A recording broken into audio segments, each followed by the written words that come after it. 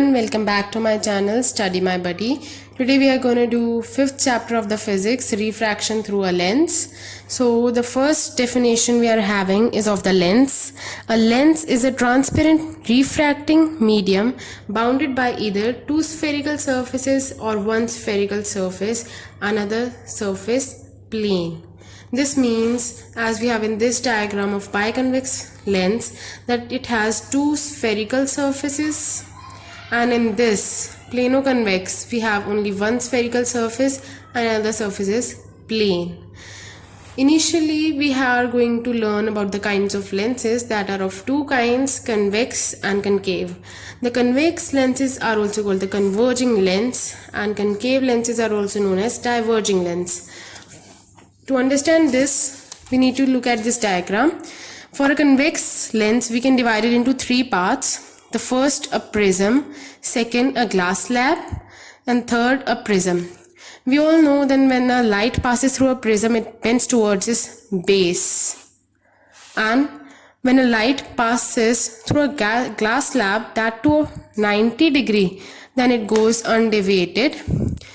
For this we can see that if one light passes like this, it bends towards its base. This line also, this is a glass slab, so it will pass undeviated. This third prism, when a light will come, it will also pass towards its base. So they all meet at a point, that means they all converge. Another type we are having is of the concave. So they are also of the three kinds: biconcave, plano-concave or convexo-concave. For this they are known as the diverging lens. So here we have the diagram. In concave diverging, we can divide this also in three parts. First, prism, the second is a glass slab, the third is also a prism. This is as such a prism, so as we all know, it will pass towards the base. For this glass slab, it will go undeviated. So this is the diagram. First prism, the light ray will come like this, it will bend towards its base, that is in this direction. For this glass slab, it will go undeviated, and for the last prism, it will also pass towards its base. So we see that it's diverge, whereas in this case of the convex lens, it converge. Then we are having some technical terms related to a lens. The first one is center of curvature. It is said that the lens have two center of curvature, as we can see in this diagram, that if we take this convex lens, we see that this surface seems to be a part of another surface, another spherical mirror, and this surface seems to be a part of another spherical mirror. So one center of curvature is of this circle, another is of this circle. So C1 and C2. Same as we having in the concave lenses. This surface is of this spherical mirror and this surface is of this spherical mirror. So this is the first center of curvature, this is the second center of the curvature. So we can say that the lenses have two center of curvatures. Then we have the radius. Here we can see in the first diagram also, if this is a point P on the surface, then C1P is the radius of curvature, and if this is also P, then this is also the radius. As shown in this diagram also, this is the radius, this is also the radius. Then we have the principal axis. Here C1, C2, the line joining this, the line joining the center of curvature of two surfaces of lens is known as the principal axis. So C1, C2 in both the cases are the principal axis. Then we have another important topic, that is optical center. For this we have two kinds of optical center. One is for the thin mirrors, thin lenses, another is for the thick. For the thick we say that it is a point on the principal axis of a lens. It is a point on the principal axis of the lens such that a ray of light, if PQ is a ray of light, when passes through it, it emerges parallel to the direction of the incidence, as in this way. if this line comes from here, from rearer, that is from air to the glass, so it will bend towards the normal and pass like this. The original path is somewhat like this, which will pass through this optical center. When this comes to this point, this we say O dash, we draw normal, and it bends away from the normal as it is from denser to a rarer medium. So we see that the QR line, this, which is the line of incidence, this is the original path of this PQ. So this appears parallel to the O dash X, which is the light coming out of this lens. Same is with the concave lenses also.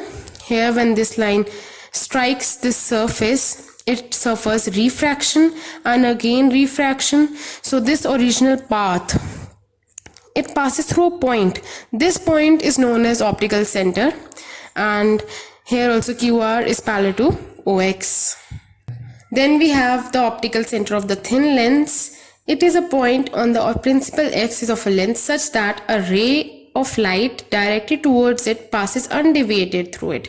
We consider to pass through a lens undeviated and undisplaced because in a thin lens the lateral shift, this is the lateral shift over here, this gap is the lateral shift. It is so small that it can be ignored. So here also in this diagram we can see, if this is a lens, a ray of light will come, it will pass undeviated. Same with the case in this lens. Then we have the topic principal focus.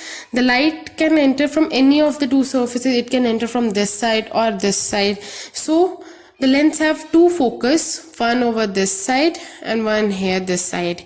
The first focal point and the second focal point. From the first focal point we can see that if a ray of light coming from it, after the refraction it goes parallel to the principal axis.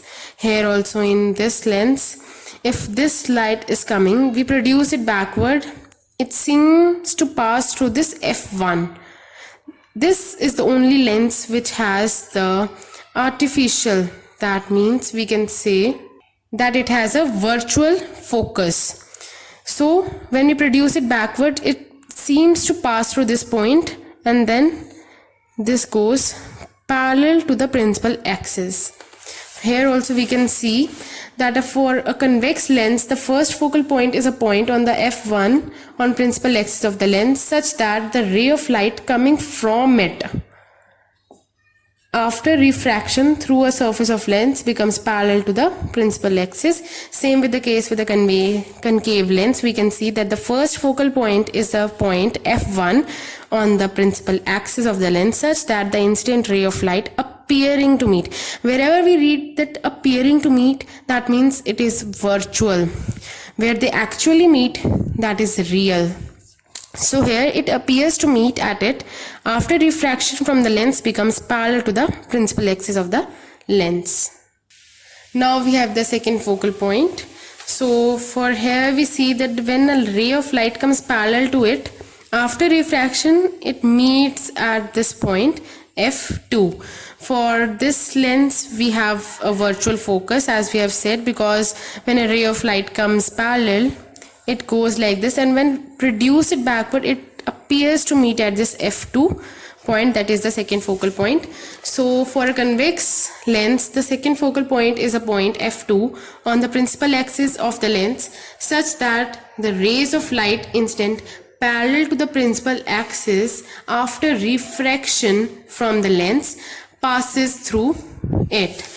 And for a concave lens, second focal point is a point F2 on the principal axis of the lens such that the ray of light incident parallel to the principal axis after refraction from the lens appear to diverge from it.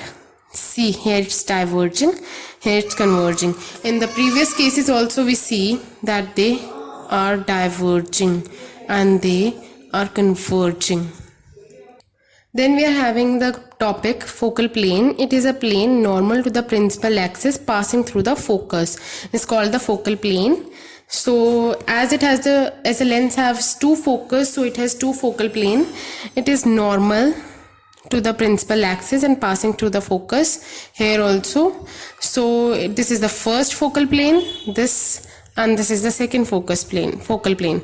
As it has the two focus, so two focal lengths also. So this is the first focal length between the first focal point and the optical center, and this is the second focal length between the optical center and second focal point. The next we are having is this, that if the medium on both sides of a lens is same, its first and second focal lengths are equal, that is f1 is equal to f2. Here also we can see, if this is air, this is glass, this is also air, that means both the mediums are same. So this f1, this x and this x, they both are equal. And usually when we say focus, we mean the second focal point only, hence the focal length of the lens implies the second focal length only.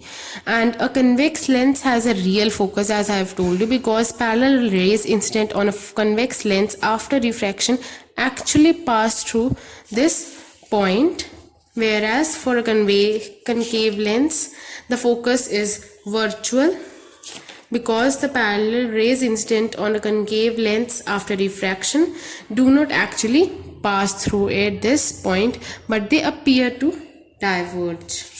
As here you can see that here they actually meet after the refraction, but here while producing back only we are able to see. So here it's virtual, here it's real.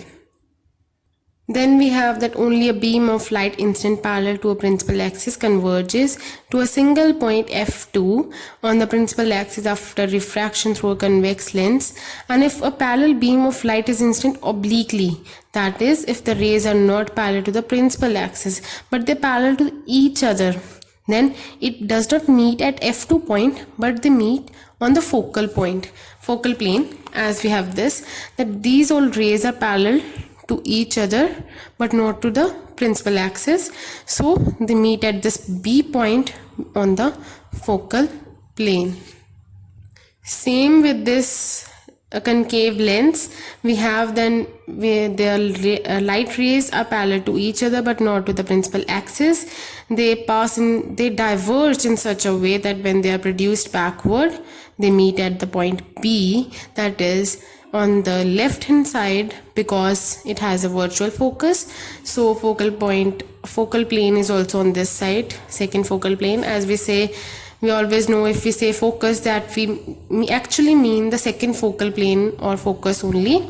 So here it meets when produced backwards.